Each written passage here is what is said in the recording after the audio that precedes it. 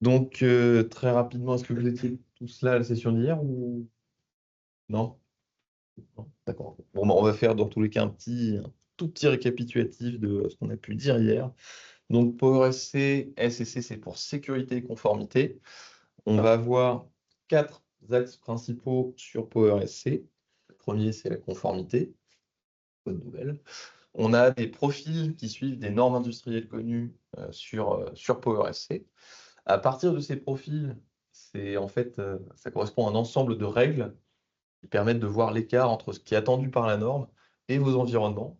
Et en plus de ça, ça va plus loin, ça permet d'automatiser aussi la correction des déviations justement entre le profil et vos environnements. Et à partir de ces profils, vous pouvez ensuite créer vos propres profils customisés, c'est-à-dire vous avez un ensemble de règles, comme j'ai pu le dire juste avant, et parmi ces règles, bah, vous allez en sélectionner certaines, parce que dans certains cas, certaines normes et certains profils sont, comme c'est connu, elles sont trop restrictives, et bah, l'objectif c'est de se rapprocher le plus possible et de dire, bon, bah, on est conforme parce qu'on répond à toutes ces obligations-là. Par contre, si je fais ça, en fait, mon application, personne n'y accède. Euh, et donc, c'est pour ça qu'on peut customiser donc, des profils. Une fois qu'on applique un profil sur une partition ou sur plusieurs partitions, que je vais aussi appeler endpoint, c'est comme ça qu'il l'appelle sur PowerSC, euh, vous pourrez observer des rapports de conformité, donc qui vous permettent d'avoir une vue soit synthétique, soit détaillée de l'état de la conformité sur vos environnements. Ensuite, le deuxième axe, ça va être la sécurité. Donc, on va un peu plus en parler via une démonstration aujourd'hui. Euh, la sécurité sur PowerSC, c'est un petit peu une boîte à outils et ça permet d'interfacer avec des fonctionnalités inhérentes des OS. Pour la partie IBMI, on va retrouver de la surveillance d'intégrité de fichiers et en fait, ça permet d'interfacer avec le QOD de journal. Derrière, ça permet donc de manipuler directement, en fait, ça transforme le QOD de contrôle, arrête ainsi. Le QOD de contrôle en étoile OBJ Audit. Et derrière, vous choisissez depuis l'interface graphique quels objets vous voulez monitorer, sachant qu'il y a un héritage, bien sûr, sur les objets. Derrière, il y a aussi d'autres fonctionnalités, donc on ne va pas forcément rentrer dans tous les détails. L'une d'entre elles, c'est d'interfacer avec un antivirus, donc ClamAV, c'est un antivirus qui est open source et qui est supporté sur IBMI, pas par IBM. Et, voilà, vous pouvez le faire tourner et depuis PowerSC, c'est possible de faire toute la partie configuration et faire tourner justement les scans. Par contre, ça reste un antivirus, donc quand on lance un scan, ça va avoir une certaine charge CPU, une certaine charge mémoire. Ça reste le principe d'un antivirus. Après, le débat sur l'utilité d'un antivirus sur IBMI reste ouvert, c'est ça. C'est l'antivirus, on va dire, c'est vraiment plus axé sur la partie IFS, quoi. Tout le monde s'y connecte et l'IBMI se retrouve principalement en tant que porteur sain, en fait, dans ces environnements. Mais porteur sain, donc capable de propager aussi. Voilà. Ensuite, bon, gestion des mises à jour, c'est inexistant sur PowerSC pour IBM pour le moment, donc on peut juste voir le niveau d'OS, mais ça ne nous avance pas beaucoup. Euh, parce que historiquement, PowerSC est un outil plutôt orienté AX et Linux, et c'est vrai que du coup, pour cette partie-là, c'est à améliorer, sachant que l'outil est quand même régulièrement mis à jour, et ces dernières années, on a vu quand même des améliorations côté IBM qui sont non négligeables. Et le dernier point qu'on va voir plus en détail aujourd'hui, c'est la partie multifacteur authentification. Donc, je pense que tout le monde connaît ici le MFA. Il n'y aura pas besoin de s'éterniser forcément dessus sur les principes. Et bien entendu, les OS supportés, c'est les OS supportés par la plateforme Power. Donc, on retrouve IBMI AX et Linux, donc les deux distributions Red Hat et SUSE. Et avec un petit détail, c'est que en plus de la plateforme Power, c'est aussi possible d'avoir des agents PowerSC sur des machines virtuelles sur x86. Linux. on va parler un tout petit peu plus de la partie MFA, comme c'est ce qu'on va aborder ici. Donc, un récapitulatif des facteurs qui sont supportés par PowerSC MFA. Donc, on n'a pas réinventé le fil à couper le beurre, ni les méthodes du coup d'authentification. Et PowerSC permet d'interfacer avec des méthodes déjà connues. Donc après, en méthode connue et gratuite, il y a le time-based one-time password, qui est assez pratique. Et derrière, la partie qu'on pourrait mettre plus en avant pour PowerSC MFA, c'est la possibilité de créer vos propres combinaisons de multifacteurs. Donc ça permet de regrouper des méthodes qu'on a vues juste avant d'authentification que vous pouvez déjà avoir à disposition et de faire, selon les types d'utilisateurs et les accès qu'ils vont avoir à ces méthodes-là, de créer vos propres combinaisons. Donc, des utilisateurs pour qui on est obligé d'avoir le MFA et qui ont déjà du Secure ID, c'est possible d'utiliser Secure ID et de l'hériter pour s'authentifier. Pour d'autres utilisateurs, c'est aussi possible de dire, on utilise le TOTP, qui est un moyen gratuit mis à disposition, et une autre méthode d'authentification. Avec également un autre point, c'est que depuis l'interface graphique PowerSC, c'est possible d'extraire un token, donc un token qui va dire je me suis authentifié avec succès au MFA, à à ma combinaison de multifacteurs, et ce token me dit que j'ai le droit de me connecter sur ma partition ou ma machine virtuelle. On a le droit d'être sur x86. Très brièvement, parce qu'on en a déjà parlé hier, il y a une deuxième partie d'interface graphique PowerSC MFA qui permet de gérer un peu la configuration du système. Donc ça va être la configuration du serveur en lui-même. Par exemple ici, et les ports avec qui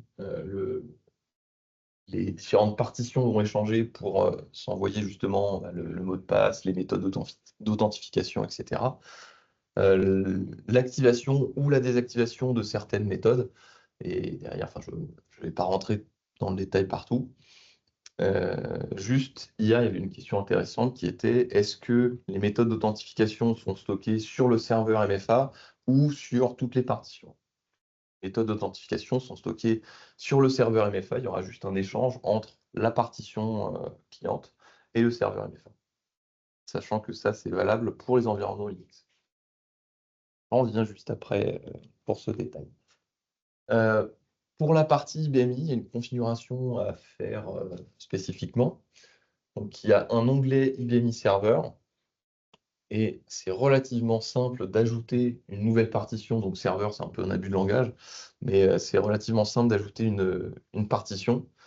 On donne son hostname, donc ça doit bien entendu matcher avec le hostname qu'on a sur le DNS, sinon on aura des mauvaises surprises.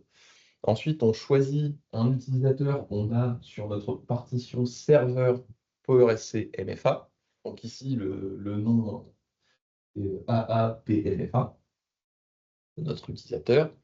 Et après, l'utilisateur sur la partition IBM. Donc là, la particularité, c'est qu'on n'est pas obligé d'avoir le même nom entre l'utilisateur sur la partition PowerSC MFA et l'utilisateur sur la partition IBM. Une fois que ça s'est fait, tout se passe bien et on peut s'authentifier. Donc, j'ai passé la partie ajout d'utilisateur, on va la voir juste après.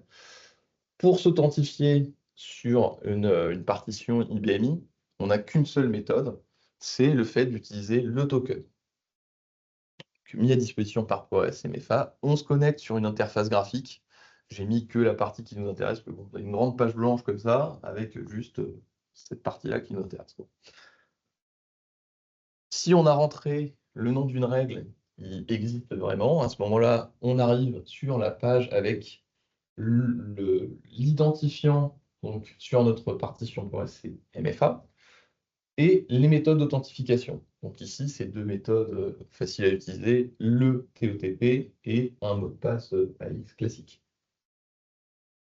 Et ensuite, si on s'authentifie avec succès, à ce moment-là, on obtient le fameux token, donc le CTC, et on a juste, c'est un exemple, mauvais exemple, c'est sur une partition AX. Et on a juste à copier-coller en fait le token. Donc voilà, on a fait le tour des différentes fonctionnalités. Bien sûr, si vous avez des questions, il ne faut pas hésiter. Là, c'est plus bon, c'est pas grave. C'est plus orienté pour faire une démonstration et des échanges si vous voulez voir des fonctionnalités en particulier. La particularité qu'on va avoir et des prérequis en termes niveau d'OS, la partie qui va nous intéresser, bien entendu, est à droite, avec une information qui est très importante, c'est que à partir du 12 décembre, la nouvelle version de PowerSC permettra d'avoir le serveur PowerSC et son interface graphique sur une partition IBMI. C'est-à-dire que pour les clients qui n'ont que l'IBMI, ce sera possible d'avoir PowerSC dans son entièreté. Du coup, montre un petit peu l'aspect, ils sont vraiment en train de considérer la partie client IBMI et on est régulièrement en échange avec la partie développement pour leur montrer 2-3 axes d'amélioration. Voilà pour cette partie-là. Est-ce que vous avez des questions avant qu'on rentre dans le vif du sujet? Non? PowerSC fait partie des grandes zones du système d'exploitation, la partie PowerSC Oui. qui est intégrée dans l'IBM. À partir de décembre. Oui. Alors, ce ne sera pas inhérent dans le système d'exploitation, ça reste un logiciel, un logiciel à part. C'est un logiciel à part, oui, qu'il faut installer. Qui est facturable.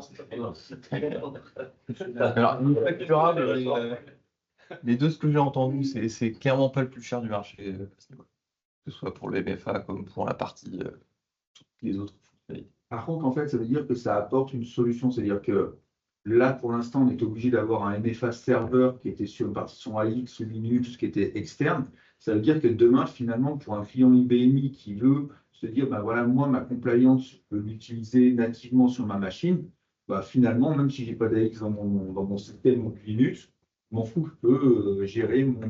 Et ça devient un composant, c'est-à-dire que vous avez juste à télécharger des packages à l'intérieur de l'IBMI et vous installer. Après, vous allez avoir un GUI, une interface, comme le PowerSC où Mathieu va se connecter, qui sera identique. Donc, nous, avec Mathieu, on travaille avec les labs et la chef produit US pour PowerSC, mais on va télécharger ça. Et notamment, le 5 décembre, on fait les annonces Power, ainsi de suite. On espère bien avoir l'environnement avant pour pouvoir faire aussi, pareil, une démo présentée dans ces annonces-là, justement, cette nouveauté-là. On désespère. C'est deux serveurs à part pour essayer pour rester mieux fort. Oui, ça permet de dissocier. En fait, à l'origine, c'était deux produits qui étaient distincts. Il y avait PowerSC d'un côté, PowerSC MFA de l'autre. Et depuis la version 2.0, qui doit être de 2019, pour ces eaux-là, les deux ont été combinés sous une seule licence. Une seule licence donne accès à toutes les fonctionnalités. Par contre, les deux sont quand même dissociés. Sachant que c'est possible d'installer le serveur MFA et d'utiliser le serveur PowerSC MFA pour se connecter au serveur PowerSC. Les deux sont imbriqués avec un affichage particulier. On ne l'a pas fait encore dans le jour. Non. Yes. Je propose qu'à la limite, on fasse un petit peu le récapitulatif de la démonstration qu'on avait fait rapidement hier sur la partie conformité, comment on crée un profil, on l'applique, etc. Comme ça, on fait un récapitulatif et après, on peut développer justement sur l'utilité que peut avoir le MFA sur les règles qu'on a appliquées hier. Donc, ce qu'on avait fait hier, c'est qu'on avait créé un profil customisé. Donc, sur la page Profile Editor, je vais peut-être l'ouvrir en grand. Pour le moment, on n'a pas besoin de séparer les deux. On retrouve tous les profils par défaut sur la liste qu'on voit ici, avec un nombre plus limité de profils pour la partie IBMI. Pour le moment, il n'y en a que 3. Ça fait 2 de plus qu'il y a 2 ans. Croisons les doigts. À chaque fois, le préfixe permet de savoir de quel OS il s'agit. On voit encore l'héritage de la partie AX où, pour les profils AX, il n'y a pas de préfixe. Pour les profils Linux, IBMI, etc., il y a un préfixe. Et ce qu'on avait regardé, c'était donc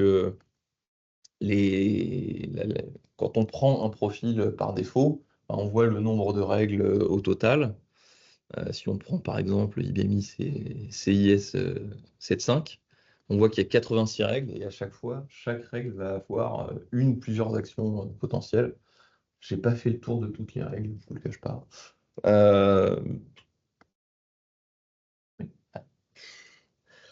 Et ce qu'on avait fait hier, c'est qu'on avait fait la règle IBMI PSC démo Dupont. On avait plusieurs utilisateurs Dupont T, Dupont D et Dupont S qui avaient potentiellement un mot de passe par défaut. Et au début, on faisait juste la vérification de tous les utilisateurs d'une partition qui pourraient avoir un mot de passe par défaut.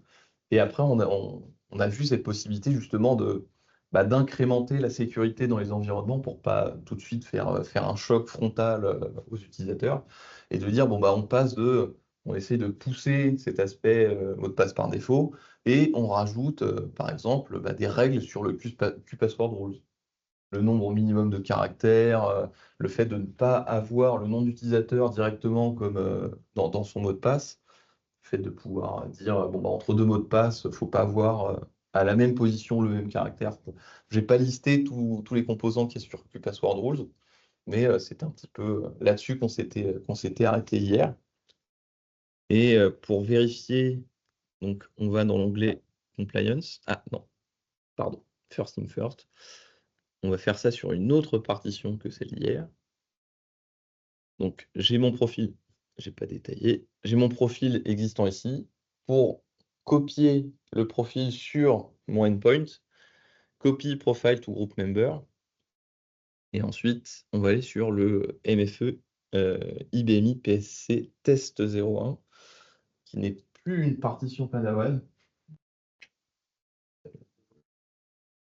Hein? T'as progressé, mais tu l'as. Non, quand même pas.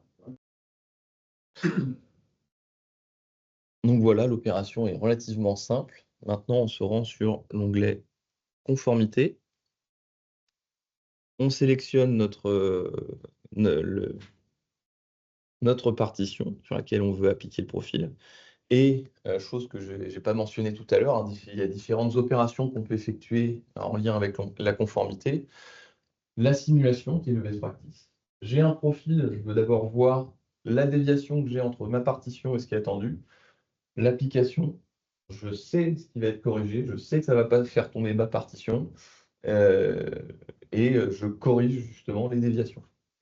Le undo qui permet de dire, bon, j'ai appliqué un profil, mais quelque chose ne va pas très bien, donc on fait un rollback. Attention, il faut quand même être vigilant, c'est pas parce qu'on peut faire un rollback que tout va se passer bien sur le rollback non plus. Fois, quand on verrouille, qu'on casse la clé dans la porte, même le fait d'essayer de faire quelque chose, ça ira pas. Et le check, donc c'est sensiblement similaire à l'opération simulée. La seule différence, c'est que ça va vérifier le dernier profil appliqué et ça permet de garder une trace, en fait. De garder une trace entre la dernière fois que j'ai appliqué mon profil et le moment, l'instant T, plus 10, 20 jours, 20 ans, où je vérifie que mon endpoint est toujours conforme, sans que j'ai appliqué le profil. Ça, c'est aussi intéressant. Donc, on va faire la best practice, simulation. On sélectionne notre profil customisé et on va lancer la simulation. Après, les partitions qu'on a sur notre forum sont relativement limitées en termes de puissance, donc ça met plus ou moins de temps.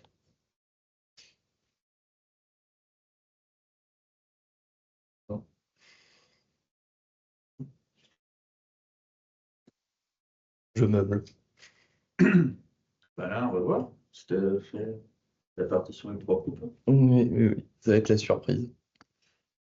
Oui, c'est vrai qu'il y a un délai à chaque fois. Tac. Et on voit avec la simulation, toujours les mêmes utilisateurs. Il va vraiment falloir que je change leur mot de passe. Parce que bon, oui, on a les utilisateurs Dupont qui sont prévus dans le programme d'être mot de passe par défaut. Par contre, les autres, ils ne sont pas prévus. Voilà.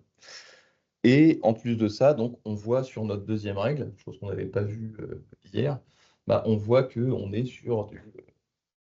on est sur du password sysval dans QPassword Group. Un peu open bar.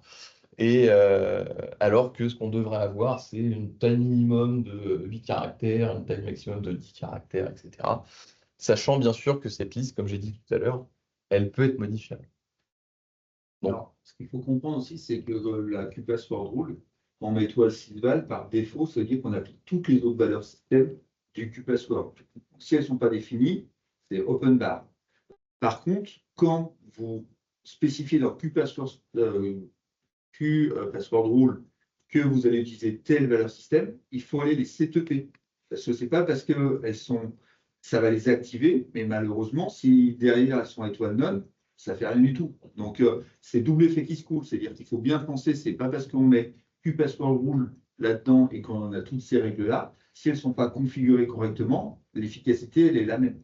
Donc ça, c'est vraiment quelque chose d'important. Mais par contre, après, c'est aussi le meilleur moyen de couper la branche sur laquelle on est assis. Parce que quand vous mettez, je n'utilise pas le même mot, ça se passe, les mêmes positions de caractère, pas de chiffre, pas de... Au bout d'un moment, ça devient tellement restrictif que le jeu, c'est que finalement, un utilisateur, il va trouver un moyen de contournement, il va faire son profil à quelqu'un d'autre aussi. Donc c'est là où ça devient dangereux. Mais en tout cas, il faut vraiment penser que on peut faire de la sécurité, ce produit-là, il va vous aider. Et même un client demain, en fait, le fait qu'on ait toute la partie autonome sur l'IBMI, finalement, on va vraiment ajouter un niveau de sécurité complémentaire. Après, c'est vraiment traiter du profil en masse. Hein. Si vous avez 10 profils utilisateurs, vous pouvez faire à la main. Mais quand vous avez des partitions avec 3000 Pékin derrière, vous pouvez s'imaginer que c'est quand même mieux d'avoir ce genre d'outil, et surtout si vous avez 17 partitions. On l'a vu, hein, nous on a parlé avec des clients qui ont 20, 30, 50 partitions, et déjà tester, s'assurer que sur 50 partitions, il n'y a aucun user qui a de mot de passe identique au profil, c'est du boulot. Là, l'avantage, c'est que vous choisissez même un groupe de endpoints. Par exemple, on aurait pu créer un groupe partition IBMI. Dedans, il y a 50 partitions. On sélectionne ce groupe, appliquer la règle, check, et il nous fait le truc. Donc, là-dessus, c'est aussi ça la simplicité. C'est de se dire, j'ai une vision rapide de ce que je fais. Bah, du coup, on va le tester sur 2 partitions d'ailleurs. Oui. L'outil que les gens qui font de l'audit, qui utilisent beaucoup de... Bah, on va dire que qui font de l'audit. ça peut faciliter un petit peu le Oui. travail. Donc, la partie, on fait de la vérification, etc. Et une fois qu'on applique un profil, on va dans la partie rapport. Bah, si vous voulez, on va le faire là en direct. Donc, j'applique mon profil, tac. Je l'applique en même temps sur les 2 partitions. Les GDR, c'est magnifique. Il y en a qui sont en test, ils vont avoir une surprise.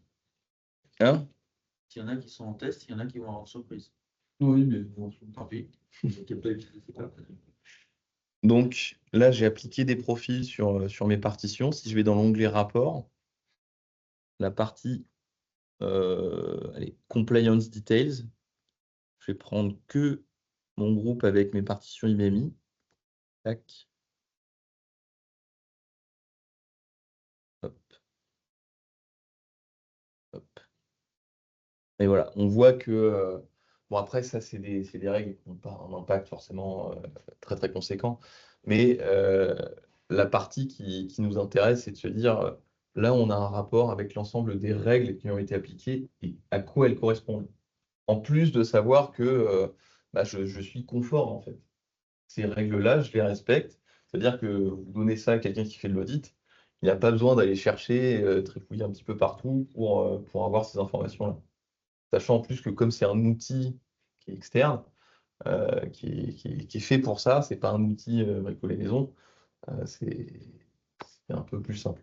J'ai vu quelques outils bricolés maison qui sont très très bien, mais pour le besoin d'un auditeur, l'outil rentrait beaucoup trop dans le détail, quoi. Donc, voilà un petit peu à quoi ressemble la partie rapport pour cette partie-là.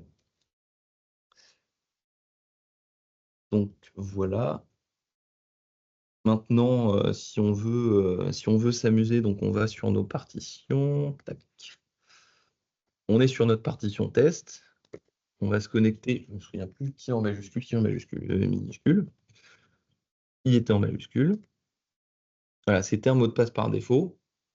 Sachant qu'en plus, je me suis trompé une première fois. Et maintenant, on va essayer de changer le mot de passe. Donc, Dupont-D. Allez, on va essayer de... Et là, du coup, on voit que ça a pris effet sur les changements qu'on a demandé sur QPassword Rules. Et donc là, on a l'ensemble des points à respecter. Et le premier message, la première erreur, on s'est trompé parce que la raison 2, le mot de passe ne contient pas assez de caractères numériques. Tac. Et si, du coup, on essaye une autre méthode. Voilà. La raison 18. Ah, j'ai mis mon nom d'utilisateur dans le mot de passe, sachant que hier on avait vu quand on mettait à la base avec vraiment le tout au ras des pâquerettes, aucune sécurité, quand on mettait un D majuscule, un U minuscule, etc., c'était pas considéré comme un mot de passe par défaut. Là, par contre, dans QPassword Rules, lui, il a dit minuscule, majuscule. J'ai vu que c'était le nom d'utilisateur, faut pas se moquer du monde, quoi. Je vais arrêter de me tromper quand même, parce que à force, ça va pas passer.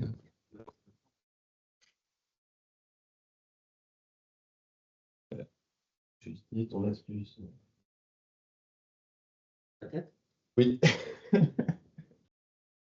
Donc voilà, on a réussi à s'authentifier et on est tous très contents que notre utilisateur ait enfin suivi la voie de la raison et surtout les règles qu'on veut appliquer.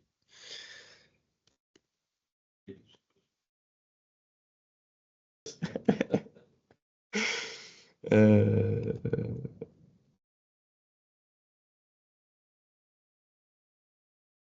tac. Et là, si on veut regarder, on voit qu'on a bien modifié notre valeur système QPassword Rules avec tous les paramètres qu'on a voulu appliquer, sachant que dans le profil, c'est possible de rajouter ou d'enlever ou de modifier, enfin de faire ce que vous voulez en fait avec les arguments que vous passez à la règle.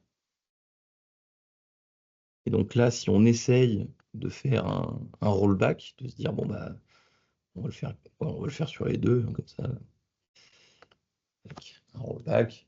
Bon, j'ai modifié mon QPassword Rules, mais justement, le téléphone, il est rouge, incandescent, il n'y a plus de batterie. Bon, essayer de retourner en arrière.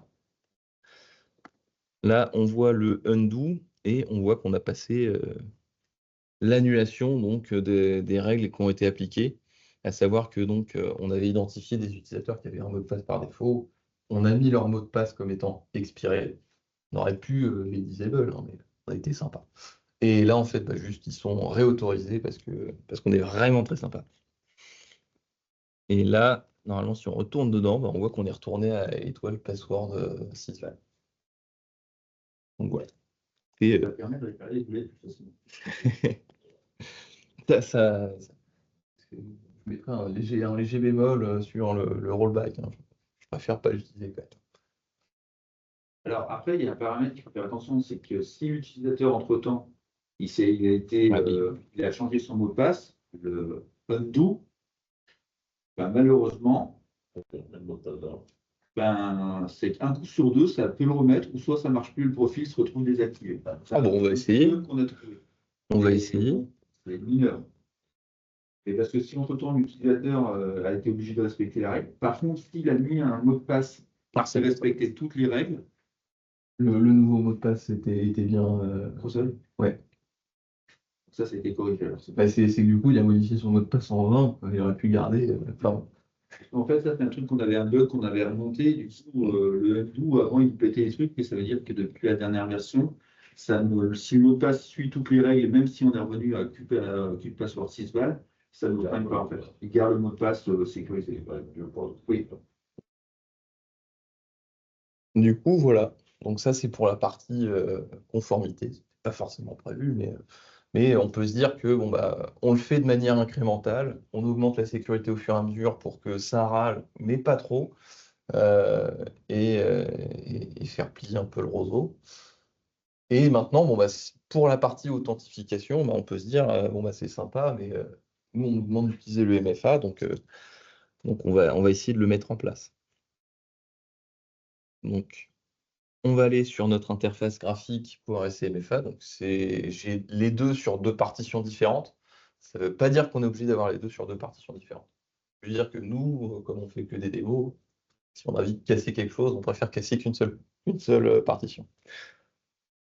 Donc voilà, je me connecte. On voit nos super utilisateurs. Et donc le fameux onglet IBMI Server. Et je vais même essayer d'aller dans Serveur Options, IBMI. Et là, c'est une partie qui est intéressante. C'est que pour configurer la partie IBMI, il faut avoir un utilisateur. Donc, ils ont choisi de faire en sorte que le nom d'utilisateur qui sera sur les partitions clientes soit le même sur toutes les partitions clientes. Et c'est un petit peu ce que je mentionnais hier, un peu soit le pense-bête, soit le fait de dire j'ai changé l'endroit de mon certificat. Donc là, c'est la clé d'authentification SSH. J'ai créé une clé publique, une clé privée. Et tout simplement parce que pour changer le mot de passe de mes utilisateurs, j'ai 7 utilisateurs qui doivent avoir le droit de changement de mot de passe sur tous les utilisateurs. Et quand je vais m'authentifier et obtenir mon token, ce que ça va faire, c'est que ça va envoyer PAF par SSH via l'échange clé privée, clé publique, et ça va modifier sur mon endpoint, sur ma partition cliente, le mot de passe de l'utilisateur qui doit s'authentifier. Voilà ce qui se passe en sous-jacent, sachant que donc ça implique aussi des contraintes, notamment d'activer le SSH sur la partition. Et une autre contrainte qui est sur la taille du mot de passe. On peut avoir des mots de passe qui sont en 8 caractères. Le best practice, c'est quand même de rester en 16 caractères sur PowerSC, le token qui est généré. On a le choix. Je déborde un petit peu, mais voilà. On a le choix sur le type de token qu'on génère. 16 caractères, donc le plus sécurisé, 8 caractères avec un peu du moite-moite, et 8 caractères, c'est que du uppercase. Ça signifie qu'il faut avoir le bon Q-Password Level. Et voilà. Au niveau des quelques contraintes. Donc, là, je ne vais pas trop m'embêter. Donc, ce qu'on va faire, c'est qu'on va ajouter une nouvelle partition IBMI. Et pour ce faire, donc, je vais me connecter sur mon serveur PowerSC-MFA. Je vais à l'endroit où est stockée ma clé. Et ce que je vais faire, c'est que je vais copier donc ma clé, donc test MFA, la clé publique, et je l'envoie via mon utilisateur IBMI, donc PMFA SRV et pas SVR. Je l'ai su que plus tard. 137 et 73. Et on va le mettre à sa racine, donc PMFA SRV et dans le point SSH. Tac. Ouf.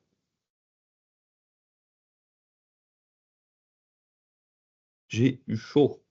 Voilà, maintenant ce que je vais faire, c'est que je vais me connecter en SSH sur ma partition IBMI cliente. Tac. Je vais dans mon point SSH. Je retrouve ici mon test MFA public key. Et ce que je vais faire, c'est que je vais le nommer correctement pour que ce soit bien interprété. Tac. On change le nom en authorized keys. Hop. Maintenant, je retourne sur l'interface graphique. Je vais dans IBMI Server, ajouter un serveur. Et là, donc, c'est là où il ne faut pas se tromper. Mettre le bon nom. Donc, ce que je vais faire, c'est que je vais tricher. Je vais aller sur mon serveur PowerSC. Hop, je copie-colle le hostname de ma partition. Je mets un utilisateur sur ma partition PowerSC MFA Server et je vais dire à quel utilisateur il peut se connecter. Donc, je ne sais pas à qui se connecter. En fait, il a confondu le nom de. Non, c'est pas moi, c'est écrit. par rapport au nom DNS dans le PLGTTP. Donc le hostname qu'on met dans l'option 12, c'est celui-là qu'il faut mettre. Ce n'est pas le nom de la session host qui s'appelle Padawan, Trucmuche ou Patacouffin. D'accord? Donc voilà. C'est pour ça aussi que ce n'est pas écrit dans la doc non plus. Oui. Voilà. Pour l'excuser, donc en formation, monsieur HFP Montant. Et donc, j'ai ajouté mon utilisateur sur ma partition PowerSMFA Server, donc, qui est reconnu sur cette page, à un utilisateur de ma partition IBMI. Je ne sais pas qui mettre, donc j'ai mis Atata. Là, c'est en unknown. Et ce qu'il faut faire, c'est quand on rajoute un nouveau serveur, il faut redémarrer le serveur MFA pour que ça puisse, voilà, c'est ça, ça puisse découvrir donc le client. Normalement, si tout se passe bien, tout s'est bien passé, j'ai de la chance, on est en connecté. Maintenant, ce qu'on va faire, c'est qu'on va aller dans User Provisioning et puis on va se créer un petit utilisateur. On va appeler Toto, c'est gentil. Et juste Toto, parce qu'on aime bien, les sorties du mercredi soir. Alors, le password fallback n'est pas valable pour IBMI pour le moment. Dans tous les cas, c'est une backdoor, donc c'est pas forcément la meilleure des choses à faire. Mais ça, pour les clients AX, Linux, c'est-à-dire que s'ils n'arrivent pas à s'authentifier avec les MFA, ils peuvent utiliser leur mot de passe de leur partition cliente finale. Suivant. Ah, Expliquer le SSO-ID. ah oui, le SSO-ID, c'est pas le SSO. Peut-être faux espoir, mais du coup, faux espoir trop long là aujourd'hui. J'avais précisé hier, mais j'ai pas pensé aujourd'hui. Donc, SSO ID n'est pas le SSO. Sachant que on a eu une séance hier sur la partie SSO et sécurisation. Le SSO n'est pas la sécurisation. Ouais, en fait, le problème, c'est que le SSO, c'est une facilité d'accès à une partition, ce n'est pas de la sécurité. C'est-à-dire que grosso modo, vous avez une autoroute sur votre partition, mais vous ne la sécurisez pas. C'est-à-dire que le SSO, c'est une facilité d'accès. Vous mettez du token, vous faites plein de choses, mais en aucun cas, vous élevez la sécurité, vous facilitez l'accès parce que vous avez des échanges de tokens. Mais ce n'est pas de la sécurité. Si votre machine, c'est une password, elle est en QSEC20 avec QPassword level 0, vous avez 300 utilisateurs qui réellement sur une password en QSEC20 password level 0, donc récupération, la table de hash, machin, et ainsi de suite, j'en passais les erreurs. Mais ce n'est pas de la sécurisation, c'est juste de la facilité d'accès. D'accord? Il faut distinguer, c'est-à-dire qu'on single sign-on, c'est qu'on va permettre, par rapport à un utilisateur Toto, de lui faciliter l'accès à différents endroits. Mais on n'élève pas la sécurité. La partition, par défaut, elle va garder ses valeurs de sécurité standard. Yes. Donc maintenant qu'on a ajouté notre utilisateur Toto, à savoir que j'ai déjà un utilisateur aussi de la partition AX qui s'appelle Toto. Donc, je ne pourrais pas faire les étapes après. Maintenant, la seule chose à faire, donc au préalable, j'avais bien entendu créer une règle qui regroupe deux méthodes différentes. Dans cette règle, je lui ai donné le joli nom de TOTP et mot de passe. Le CTC n'est pas réutilisable et je lui ai mis une durée de vie de 60 secondes. Parce que 60 secondes, c'est bien. Et derrière, les méthodes que j'avais choisies, c'était TOTP et le mot de passe sur ma partition MFA Server. Sachant que, a posteriori, comme on le voit là, c'est possible de rajouter des méthodes, en retirer, etc. C'est préférable potentiellement de ne pas forcément le faire. Autant créer une nouvelle règle. Donc maintenant, si on retourne sur notre utilisateur, on retrouve bel et bien la règle qui avait été créée et les deux méthodes d'authentification de cette règle. Maintenant, la seule opération qu'on aura à faire, c'est sur le petit crayon et on clique sur Open. Open, ça veut dire que mon utilisateur n'est pas encore enregistré et n'a pas été appairé pour le moment. On ne sait pas si son application est le token qu'il voit sur l'application IBM Verify ou Google Authenticator est le bon. Donc, on lui permet justement de faire cet appairage. On confirme sans appuyer trop longtemps sur la touche.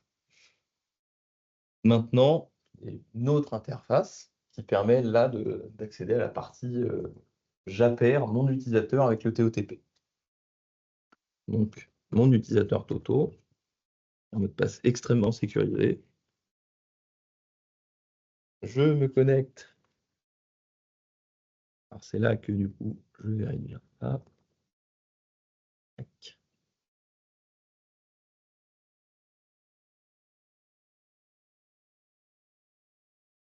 Oups là.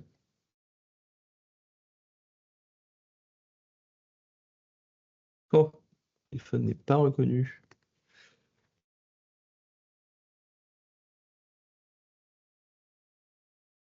Dans l'idéal, c'est juste vous montrer le processus après.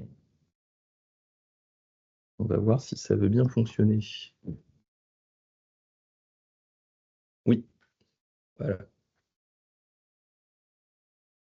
Non, ne voilà pas. Ta webcam d'allumée. Oui, oui, oui. Ah, c'est le screen. Partager les haut-parleurs, c'est pas bon ça. Voilà. Donc, comme ça, on peut voir mon écran. Je vais sur IBM Verify, ça marche aussi sur Google Authenticator ou n'importe quelle application qui peut scanner un QR code et je vais supprimer l'ancien, comme ça, ce sera mieux. Je clique juste en haut à droite pour ajouter ici, pour ajouter un nouveau code et en fait, ça a été trop rapide, ça a déjà scanné. Donc, j'ai mon nouvel utilisateur Toto @showbc, donc forum de Bois-Colombes, qui est le nom de domaine qu'on a décidé de donner ici. Et j'ai mon token, qui est très pratique ici, c'est que du coup, j'ai les deux sur le même écran. À savoir, donc, petite spécificité, parce que c'est pareil, on s'est amusé là-dessus. Il faut que le serveur pour rester MFA, qui peut très bien être sur IBM aussi, hein, il faut que le serveur pour rester MFA soit synchrone avec la time zone UTC. De quoi? Oui, en fait, il faut se baser sur un NTP serveur. En règle générale, c'est souvent ce qui est fait de base, se mettre en synchrone sur UTC. Et c'est comme ça que les deux peuvent se reconnaître. J'ai dû jouer un petit peu parce qu'on n'avait pas des accès. Enfin bon, on a réussi à débloquer ça. Donc là, le token qui est sur mon écran est bien le même que celui généré sur le MFA serveur. Et on va être en mesure de retourner ici sur la partie IBMI, parce que oui, j'ai créé l'utilisateur après avoir ajouté la partition IBMI. Et ben on va ajouter la connexion à la partition IBMI et on va lui permettre de se connecter à Atata aussi, parce que Atata c'est bien. On peut aussi dire ajouter plusieurs utilisateurs, donc c'est une fonctionnalité que pas forcément trop compris, mais on peut ajouter un ou plusieurs utilisateurs pour se connecter avec du coup le même token à notre partition cliente. Ajouter serveur, et ici on les retrouve bien, Atata, Atoto.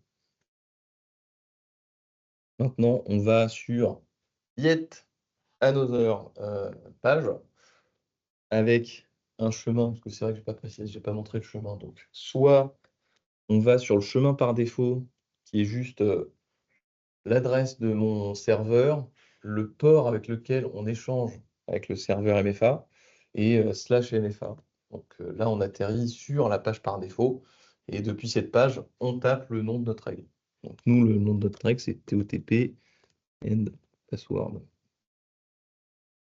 Et là, on retrouve bien la règle, TOTP et mot de passe. Et donc, il va falloir rentrer le nom de notre utilisateur sur la partition .smfa serveur, le mot de passe et le token. Je réactive le téléphone. 161 392. Paf, on a le token de 16 caractères. Là, on a juste à cliquer ici qui permet de stocker sur le presse-papier. On va ici. On avait dit que c'était Toto, y aller.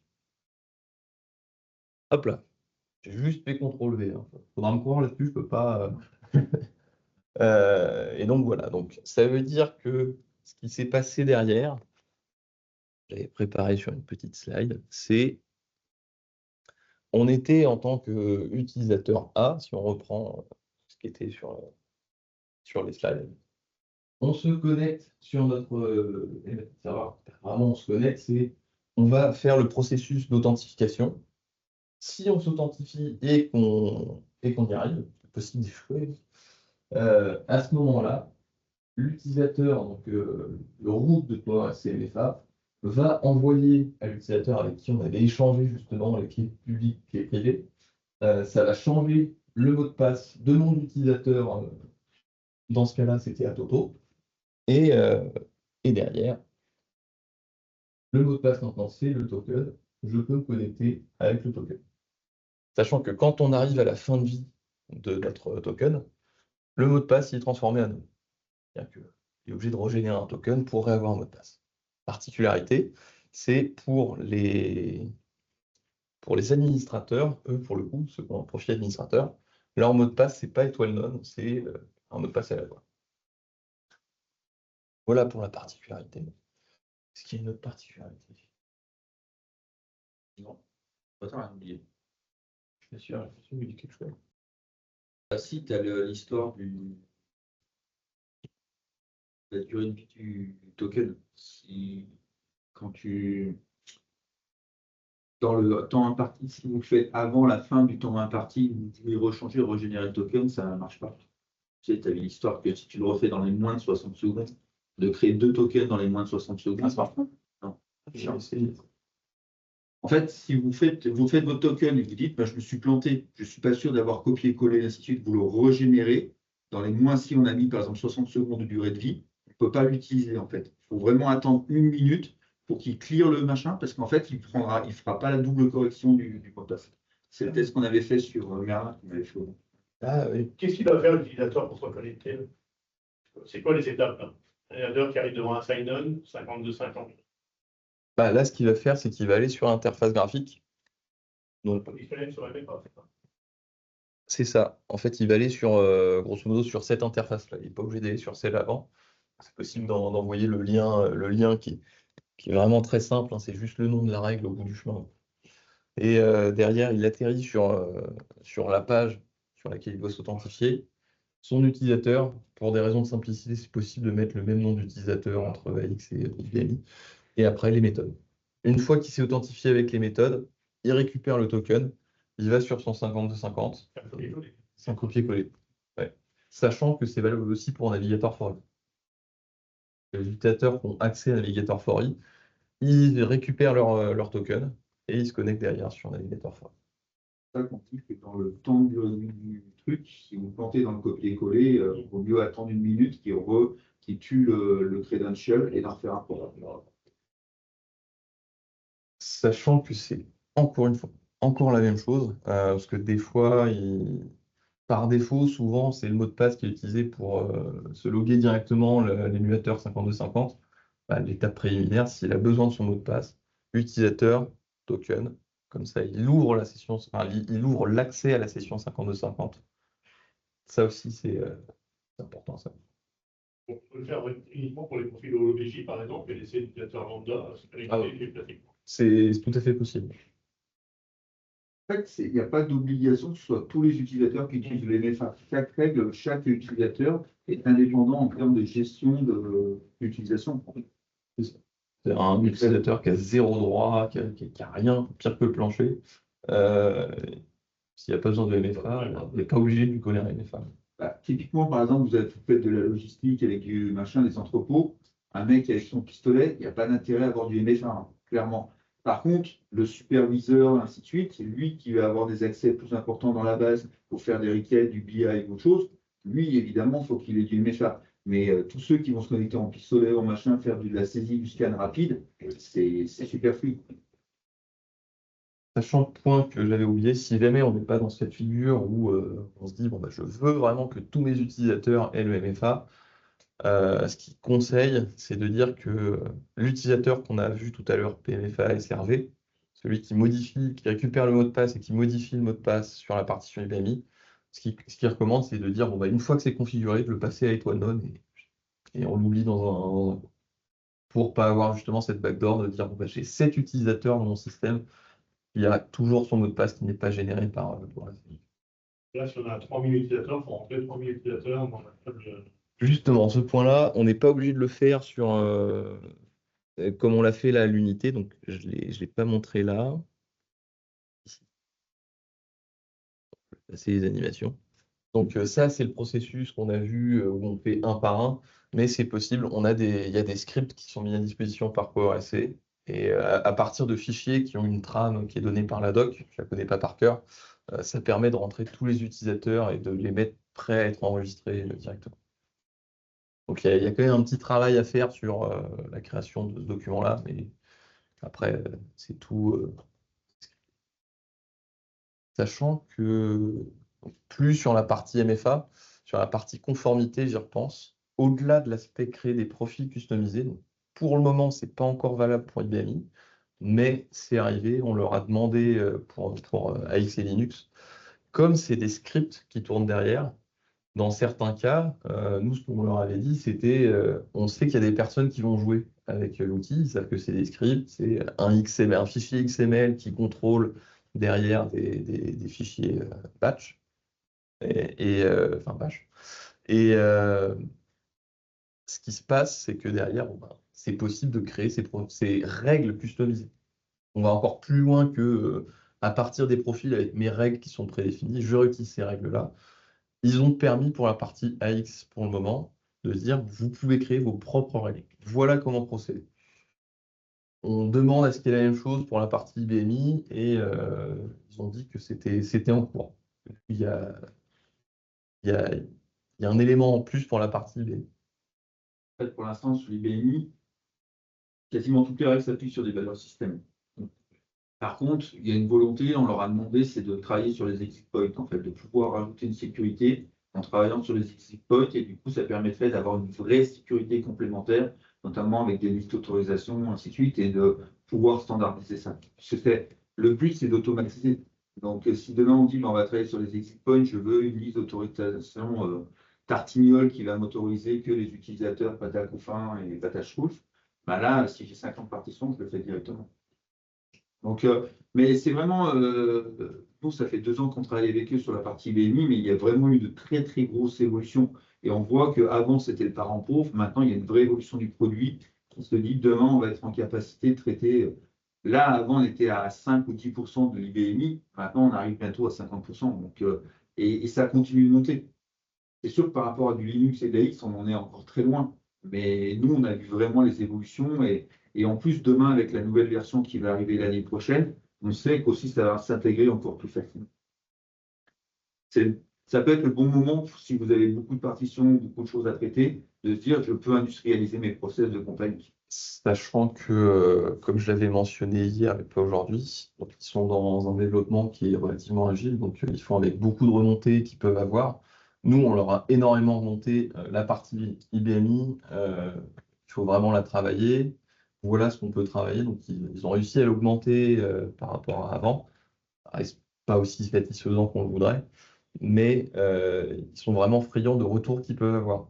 Il faut savoir qu'ils ont créé une fonctionnalité qui est, je mets des grosses guillemets, utile que pour un pays en fait. Dans un pays, ils reçoivent de manière hebdomadaire ou mensuelle un fichier avec tous les hash des virus qui sont connus.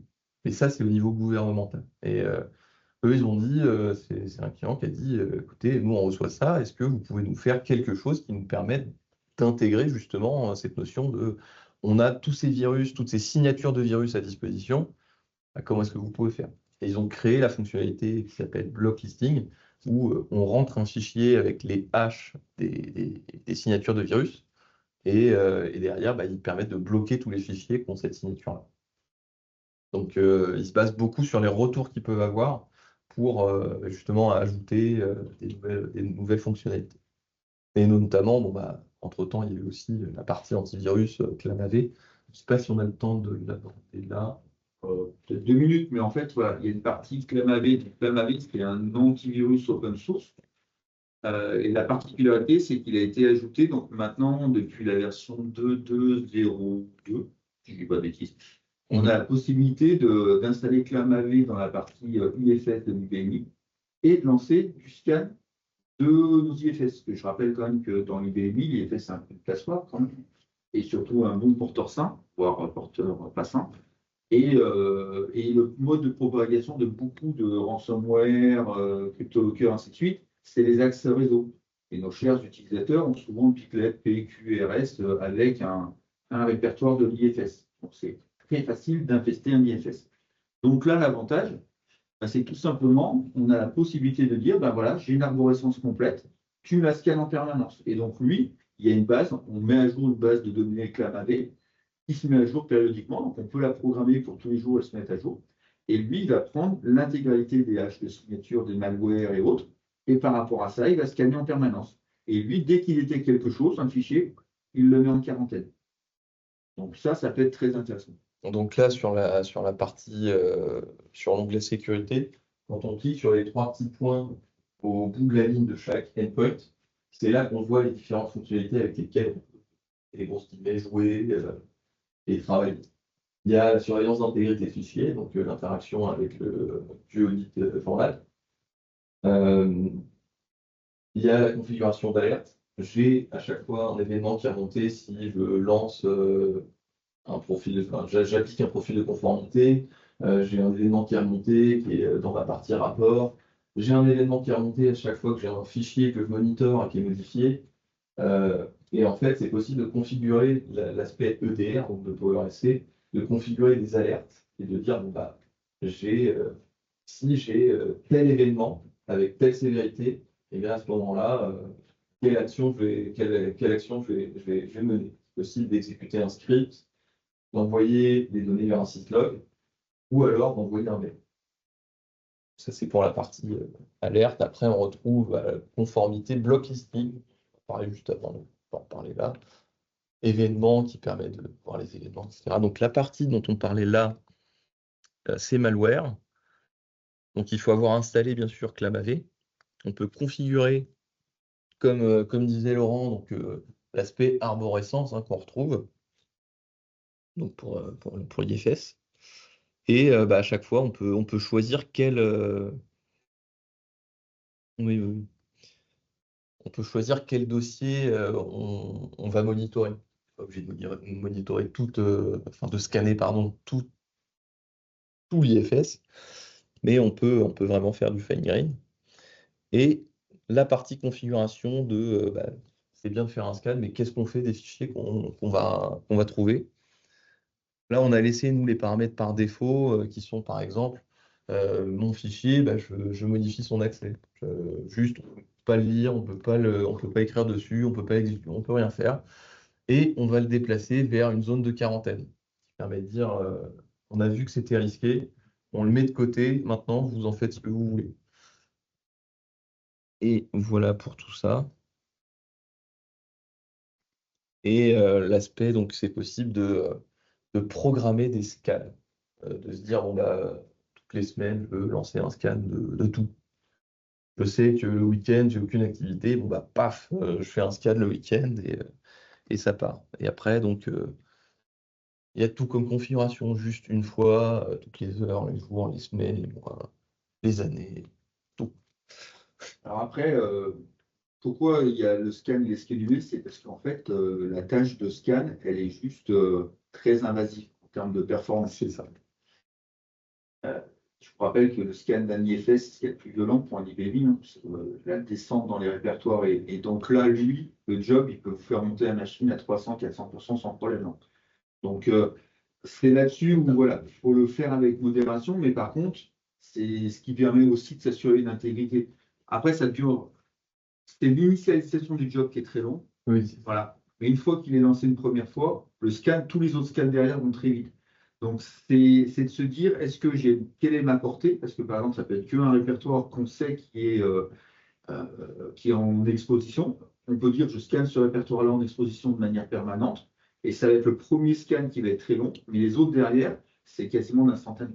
Par contre, la charge de scan elle-même qui tourne en tâche de fond, elle fait un gros pic et après, généralement, une fois qu'elle est chargée, elle va redescendre et après, elle a une utilisation mais courante. Vous lanciez un scan une fois ou 100 fois, ça fait plus de pic derrière en fait, ça reste flat. Et c'est le premier pic. Si vous avez un répertoire avec 5000 fichiers, je peux vous garantir que le garçon, il envoie du lourd. Voilà. C'est aussi pour ça que c'est important de bien choisir Oui. les dossiers à scanner. Ouais, on a fait, au début, nous, on avait mis tout l'IFS et en fait, le scan, il a duré 2 jours avant d'être autonome. Donc, voilà, c'est pour ça qu'on sait de quoi on parle, on a fait différents tests. Mais après, voilà, par contre, ça a vraiment un avantage. C'est-à-dire que on n'est pas forcément obligé de tout scanner son IFS parce que le rebond dans l'IFS est quand même assez compliqué en IBMI. Copier des fichiers de répertoire à répertoire, même pour un cryptolocker, c'est pas ce qu'il y a de plus évident. Mais c'est pour ça que si vous avez que des répertoires d'exposition, bah ceux-là, au moins, vous les mettez en scan. Parce qu'il y a des répertoires qui sont liés à un automate ou autre chose, où on balance des fichiers, ça récupère, ainsi de suite. Mais des répertoires qui n'ont pas été atteints ou des répertoires dans QProData, QUserData, ceux-là, il y a peu d'intérêt. Et peut-être juste rapidement pour voir, après, voilà, faut savoir qu'à chaque fois, là, pour information, je suis sur la partie surveillance d'intégrité de fichiers, c'est juste pour voir un petit peu à quoi ça ressemble. Qu'on peut l'activer ou la désactiver directement depuis l'interface graphique. Et ce que ça va faire, c'est que sur votre partition, ça va passer QAudit Control à soit étoile none, soit étoile OBJ Audit. Et ça met du temps pour charger parce que tout simplement, c'est les dossiers qui sont, le nom des dossiers, etc., qui sont envoyés de la partition vers le serveur PowerSC. Et donc, une fois qu'on a tout ça, après, on choisit un peu quel dossier, quels objets on veut monitorer. Et à chaque fois, on a le choix sur le type de monitoring. Object Audit, c'est User Profile, Change et All. Si on veut activer ou pas l'aspect héritage pour la partie répertoire dossier. Et après, quand on crée des nouveaux objets, qu'est-ce qui va être assigné sur la partie audit. Voilà un petit peu à quoi ça ressemble, sachant que derrière, encore une fois, activer, désactiver, c'est étoile non ou étoile OBJ audit. C'est un petit tour rapide de ce à quoi ça ressemble. Après, voilà, on s'amuse. Tout à l'heure, quand j'ai préparé la session, que j'ai retiré donc la clé d'authentification sur mon serveur sur lequel on a fait nos tests, et on a ajouté notre serveur IBMI, enfin notre partition IBMI en client au serveur pour SMFA, j'ai ajouté ou j'ai modifié un fichier et voilà, les super logs auxquels on a droit. Il n'y a rien qui est réinventé, quoi. C'est vraiment le journal qu'on retrouve ici. Et après, ces logs-là, vous pouvez les envoyer dans un syslog ou machin, les parser parce que vous Les envoyer un syslog, les supprimer parce que typiquement, ça sert à rien, quoi. Mais c'est là. Avec, c'est ça. Avec les rapports qui sont intéressants. Donc, je prends celui-là parce que je trouve très marquant. C'est la timeline. Tac. J'en ai parlé hier. C'est un rapport où on n'est pas à l'échelle d'un groupe, on est à l'échelle d'une partition, d'un endpoint. Et on voit en fait, donc on peut choisir la manière dont on affiche les choses. Donc, moi, j'aime bien l'afficher en forme de liste d'événements. On a un petit peu un effet de causalité. Savoir, à partir de là, ma partition était à plat. Et qu'est-ce qui s'est passé avant? Comment est-ce qu'on en est arrivé là? Et justement, on voit la succession de tous les événements. Donc, il y a des événements de conformité, événements de sécurité. Dans la partie sécurité, il y a tout. Il y a de l'échec de mot de passe, il y a des fichiers qui ont été modifiés. Voilà. Là, j'ai modifié l'accès aux fichiers .ssh sur NFR, etc. Je vais m'arrêter là parce qu'après sinon vous n'allez jamais manger. Et bien sûr, si vous avez des questions, n'hésitez pas à nous recontacter. Je peux vous faire des démonstrations sur ce que vous voulez, ainsi de suite. On a beaucoup d'autres choses sur PowerSC. Si vous avez des besoins spécifiques, on est capable de vous faire les présentations adaptées. Vous nous contactez, on fait un workshop et on fait ce que vous voulez dessus. Voilà. Ça peut être de l'IBI, mais si vous avez des besoins AX, Linux aussi, on peut regarder en même temps. C'est open bar. N'hésitez pas. On est là pour ça.